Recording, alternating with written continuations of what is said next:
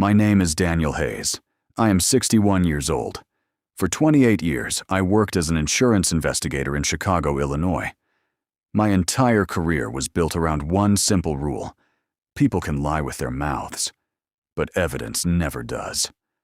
I have investigated hundreds of cases, fake accidents, hidden money, family fraud, people pretending to be victims while secretly destroying everyone around them. I thought I had seen every kind of betrayal. I was wrong, because the biggest betrayal of my life came from someone who shared my blood. My younger brother, Michael Hayes. The same man I protected when we were kids. The same man I helped after our father died. The same man who stood beside me at my wedding. He was the reason my daughter almost lost everything. And I discovered it during a family dinner. A dinner I paid for. A dinner meant to celebrate my daughter's promotion. The restaurant was called the Oak Room, downtown Chicago. Friday night. 8:15 p.m. My daughter Emily was sitting across from me. She was 29. Smart, hard-working, the kind of person who apologized when someone else stepped on her foot. She had her mother's kindness. Unfortunately, she also had her mother's habit of trusting the wrong people. Beside her sat her fiancé, Ryan Miller. I never liked Ryan. Not because he was rude. Actually, he was the opposite. He was charming. Too charming. He remembered everyone's favorite drink. He laughed at every joke. He shook hands like he was running for office. But after 28 years of investigating people, I learned something. The people trying hardest to look perfect usually have the most to hide. Across from me sat my brother Michael, age 57, owner of a successful construction company. At least, that's what everyone believed. The evening started normally.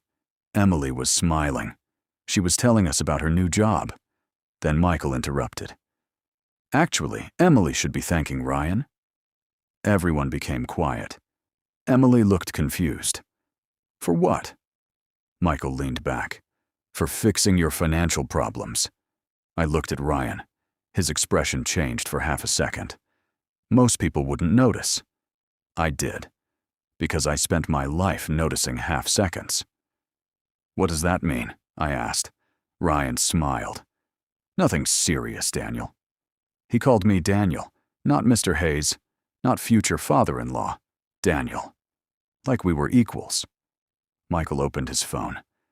I think she deserves to know. Emily looked nervous. Know what?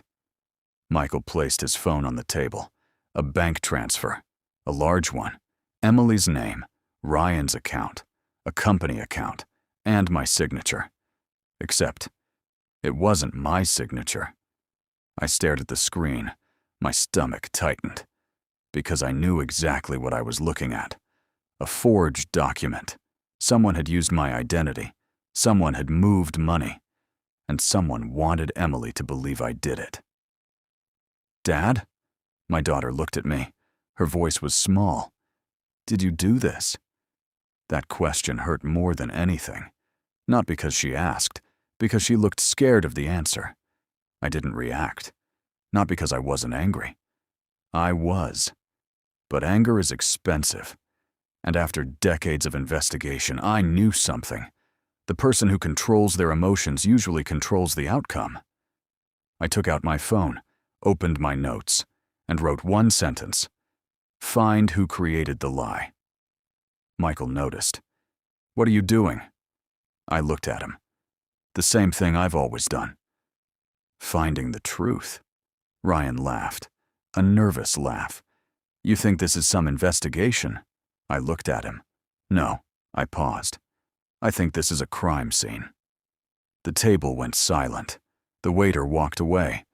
Nobody touched their food. That night, I didn't argue. I didn't accuse anyone. I didn't create a scene. I paid the bill. And I took my daughter home. But before she went inside my house, she asked, Dad, if you didn't do it. She couldn't finish. I answered for her. Then someone wanted you to think I did. She looked at me. Who? I looked toward the street. Then I said, That's what I'm going to find out. I didn't know then that the answer would destroy my brother and expose a secret he had hidden for 12 years. The next morning I started digging, and the first thing I discovered was that my brother Michael was not as successful as everyone thought. He was drowning, and he needed my daughter's marriage money to survive. But he made one mistake. He forgot who taught him how to find the truth. The next morning, I woke up at 5:30. Old habits. When you spend decades looking for answers, your brain doesn't know how to stop. I made coffee, opened my laptop, and started rebuilding the entire story from zero. Not from what I believed, from what I could prove. That was the difference between an investigator and someone who just wanted revenge. I searched every document connected to the fake transfer. The first thing I noticed was the date, 3 months earlier, which meant whoever created it didn't do it in a moment of anger. It was planned. That changed everything. A person who acts emotionally makes mistakes. A person who plans leaves a trail. I called my old friend, Marcus Bell. He worked in financial crimes for the FBI before retiring. We hadn't spoken in almost a year. But when he answered, he said, "Daniel Hayes calling before sunrise." I smiled. "Still remember my schedule?" "I remember you only call when something is wrong." He was right. I sent him the documents. 5 minutes later, my phone rang. "Daniel." His voice changed. That professional voice. "What? Where did you get this?" "Family dinner." A pause. "Someone forged your signature." "I know." Another pause. Then he asked, "Who benefits?" That was always Marcus's first question. Not who did it. Who wins? I looked at the screen. That's what I'm finding out. He told me something important. The transfer wasn't random. The money was moved through a business account, a company connected to Ryan, my daughter's fiancé. I felt something heavy in my chest, because there is a special kind of betrayal. A stranger hurting you is expected. Someone you welcomed into your family is different. I called Emily. She answered immediately. "Dad? Are you with Ryan?" "No." "Good. Meet me for breakfast." "Did you find something?" "Yes." 20 minutes later, she was sitting across from me at a small diner near my house. She looked exhausted. She hadn't slept. I placed the documents in front of her. "Emily, I need you to answer something honestly." She nodded. "Has Ryan ever asked about your inheritance?" Her eyes moved away. That was my answer. "Emily," she sighed. "Only a few times." "How many?" She looked down. "More than a few." I stayed quiet. She continued. "He said couples should be transparent about money." I nodded. "That's what people say when they want access." She didn't argue. That scared me more, because my daughter was starting to see it too. "How long have you felt something was wrong?" she whispered. "Months." I looked at her. "Why didn't you tell me?" "The same reason many people don't. Not because they don't know, because admitting it makes it real." I thought I was being paranoid. She wiped her eyes. "I thought everyone would say I was lucky." That sentence stayed with me, because I had heard versions of it before. People don't always stay because they're happy. Sometimes they stay because they are tired of explaining why they are unhappy. I reached across the table. "Emily," she looked up, "we are going to do this carefully. Not emotionally, not publicly, carefully." She nodded. That afternoon, I contacted an attorney, a woman named Laura Bennett, one of the sharpest people I knew. She listened to everything, then asked one question. "Does Michael know you're investigating?" "No." "Good." "Why?" "Because people who think they're winning make more mistakes." She was right.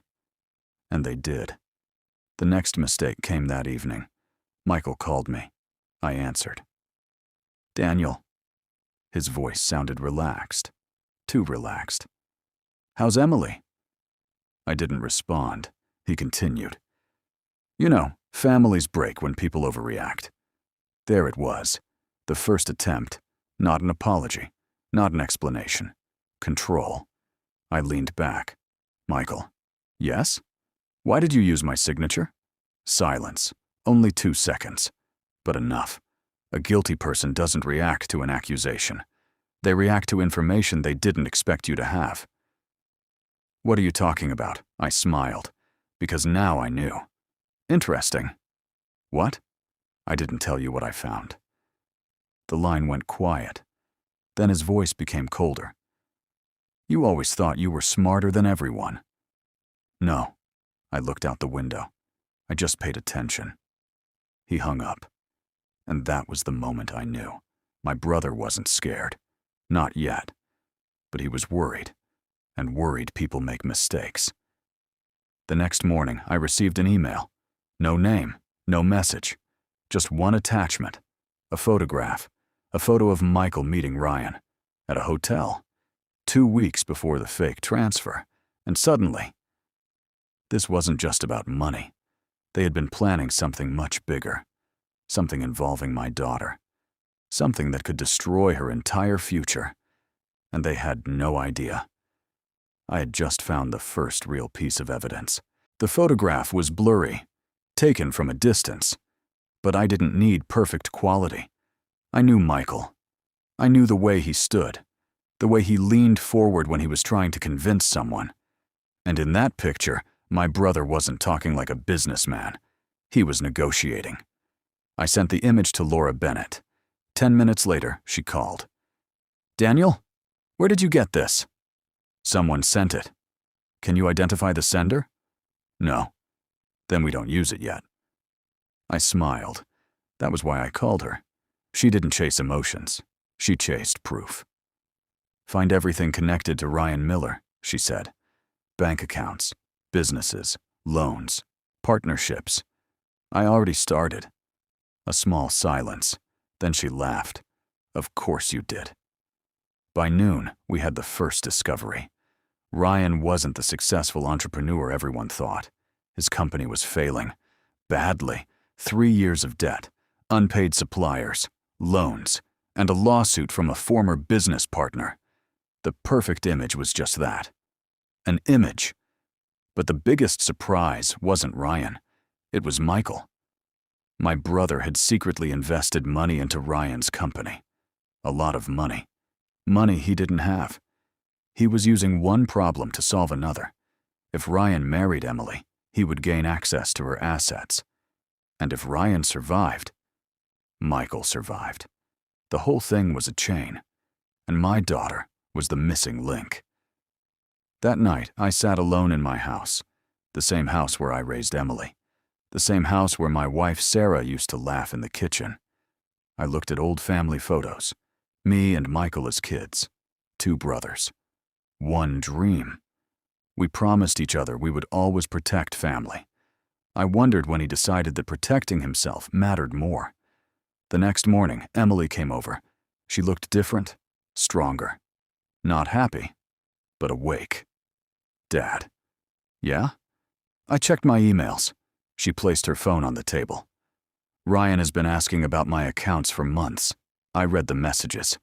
Every one of them sounded normal. That was the dangerous part.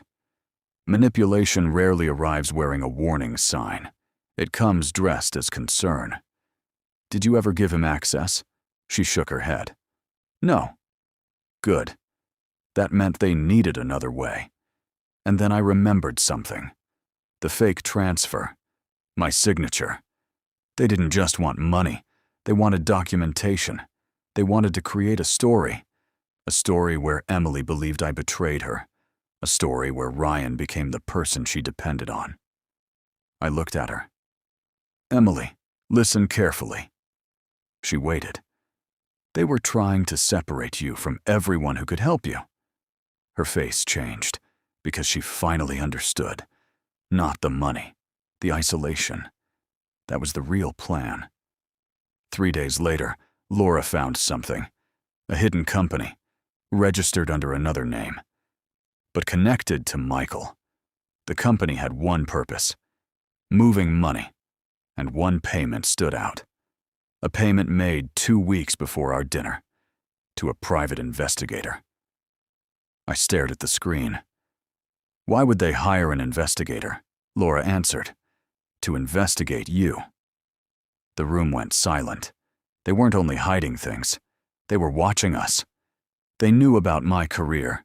They knew I would look deeper. They were preparing. But they made one mistake. They studied who I used to be, not who I became. I wasn't a detective anymore. I was a father. And fathers don't need a badge to protect their children. That evening, Michael called again. This time, I answered. Daniel. His voice was calm. Can we talk? About what? About family. I almost laughed. Funny word coming from you. A pause. Then, you don't understand the situation. No. I looked at the evidence in front of me. I understand it perfectly. His voice changed. You're making a mistake. No, Michael. I lowered my voice. I'm correcting one. He stayed quiet, then said something I never expected. Ryan was my idea. I froze. What? I introduced him to Emily. The room felt colder. My own brother had planned the relationship, the marriage, everything. Why? His answer was simple. Because I needed someone close to you. I closed my eyes, because now I had the truth, not all of it. But enough. The next step wasn't revenge. It was ending the plan completely. And the first thing I did was call the police. I have heard thousands of lies in my life. Some were clever. Some were desperate. Some were so ridiculous they practically confessed on their own. But Michael's admission sat differently, because it wasn't a lie. It was the truth, a small piece of it anyway. Ryan was my idea. Those 4 words kept replaying in my head. My own brother had deliberately introduced a man into my daughter's life, not because he cared about her, because he needed access. Access to information. Access to money. Access to me. The next morning, Laura Bennett arranged a meeting with financial crimes investigators. We brought everything: the forged documents, the bank records, the company registrations, the messages, the photograph, and most importantly, the timeline. Evidence by itself is useful. Evidence arranged correctly is dangerous. The lead investigator was a woman named Rebecca Sloan, 40-something. Sharp eyes, didn't waste words. My favorite kind of professional. She reviewed everything for nearly an hour. Then she closed the file. Mr. Hayes. Yes. Your brother is either extremely unlucky. She paused. Or he's running a fraud scheme. I nodded. I know which one I'd bet on. She almost smiled. Me too. By Friday, subpoenas had been issued. Bank records, business communications, internal financial documents. And suddenly, people who had been very comfortable started getting nervous. The first crack appeared in Ryan. Not Michael. Ryan. Because Ryan wasn't the architect, he was the assistant. And assistants break before bosses do. Always. 3 days later, Laura called. Daniel, what happened? Ryan wants to talk. I sat up straight. Through his attorney? Yes. That meant one thing. Fear. People only start cooperating when they realize loyalty is costing them more than betrayal. The meeting happened on a rainy Tuesday afternoon. Ryan looked terrible. Dark circles. Unshaven. The confident smile was gone. Good. That smile had always annoyed me. Laura started. Ryan, why are we here? He looked at the table, then at me, then back down, and finally said, Michael told me nobody would get hurt. I didn't react. Inside, my blood pressure probably doubled. Outside, I looked like I was reading a weather report. What exactly did Michael tell you? Laura asked. Ryan swallowed. He said Daniel Hayes controlled all the family money. Another lie.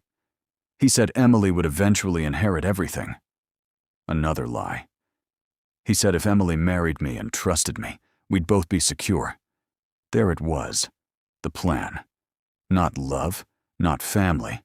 Opportunity. Ryan continued. At first it was just information. What kind? Financial information. Then Michael started having money problems. I wasn't surprised. Not even slightly. How bad? Laura asked. Ryan laughed bitterly.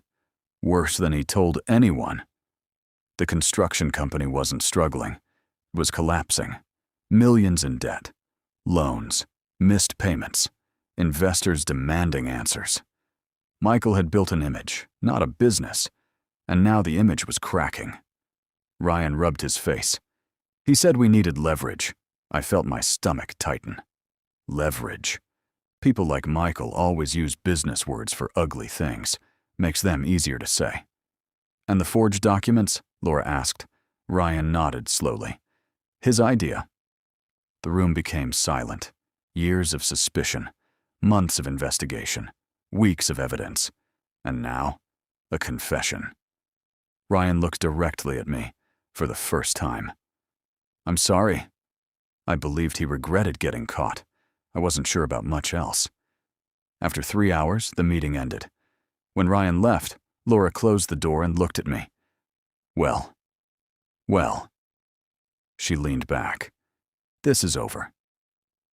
But she was wrong, because one person still hadn't fallen. Michael. And Michael was about to learn something important. The people who create traps often forget they can get caught in them too. 2 weeks later, investigators executed search warrants, business offices, financial records, computers, storage units. The news spread quickly. Former investors started calling.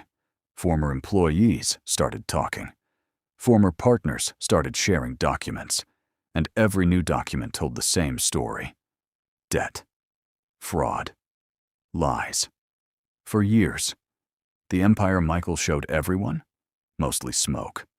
By the end of the month, criminal charges were being discussed. Not because of me, because of the evidence. That's the part people misunderstand. Real consequences don't come from revenge. They come from truth. And truth was arriving in truckloads. Then came the moment I had been waiting for. Emily showed up at my house on a Saturday morning, coffee in one hand, a folder in the other. She sat down at the kitchen table. The same table where we'd spent months rebuilding her confidence. The same table where she'd cried, questioned herself, blamed herself. Not anymore. What is that? I asked. She smiled. A real smile. The first one I'd seen in a long time. My future. Inside the folder was a job offer, a promotion, a transfer opportunity. Seattle. A fresh start. No Ryan, no Michael. No shadows. Just her.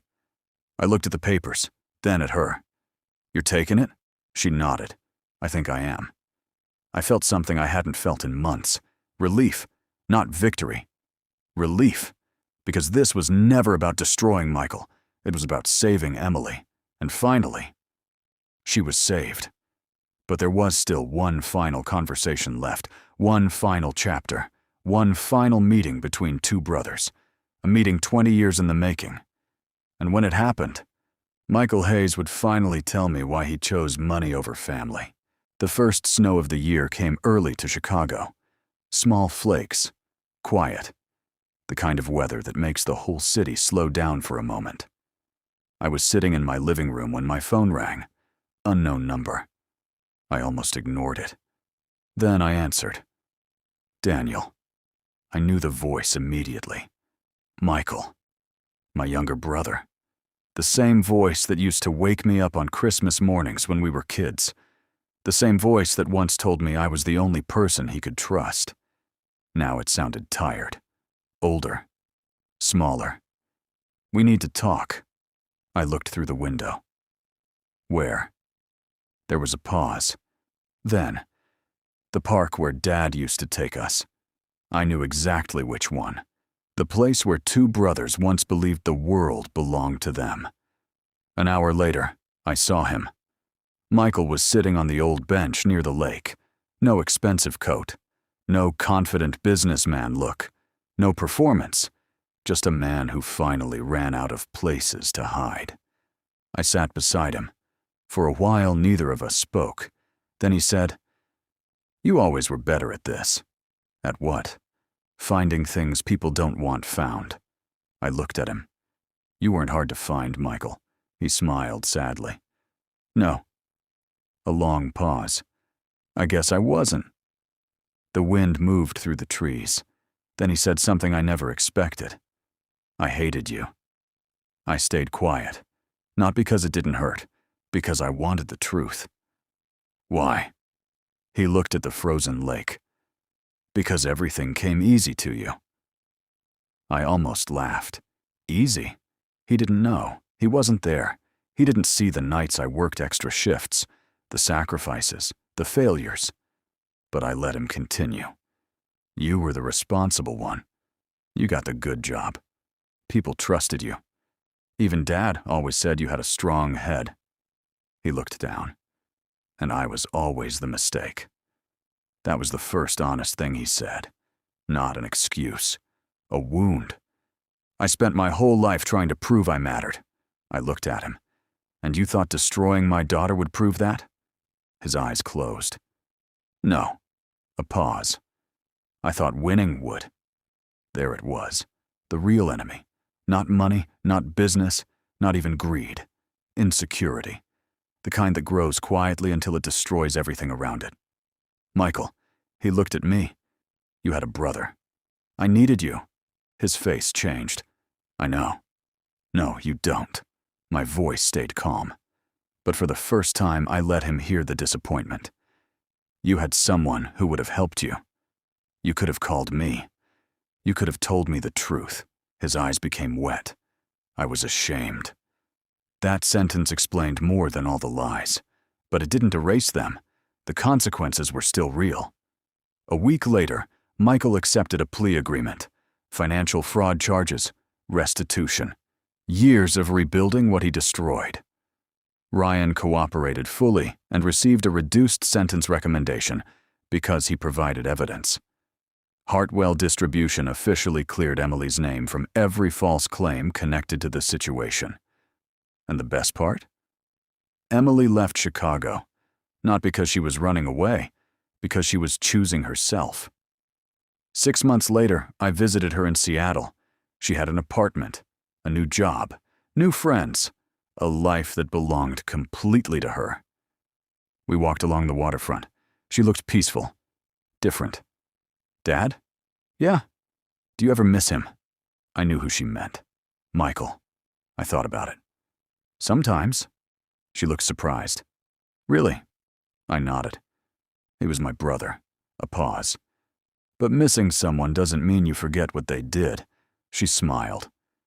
"You always have an answer." I laughed. "No." I looked at the water. I just spent my life learning the difference between emotion and truth. Before I left, she gave me something. A small envelope. Inside was a photograph. Me and her. When she was 8. Sitting in my old truck. She was holding a baseball glove. I was teaching her how to throw. On the back, she wrote, "Thank you for protecting me."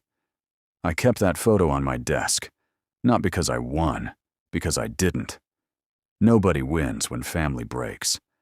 But sometimes, you can stop the damage. Sometimes, you can save what matters. People ask me what the hardest case I ever worked was. They expect me to name some criminal, some investigation, some dangerous night. But they are wrong. The hardest case I ever solved was realizing someone I loved was the person causing the damage. And the biggest lesson I learned? Truth doesn't need anger. It doesn't need revenge. It only needs patience. Because eventually, every lie runs out of places to hide.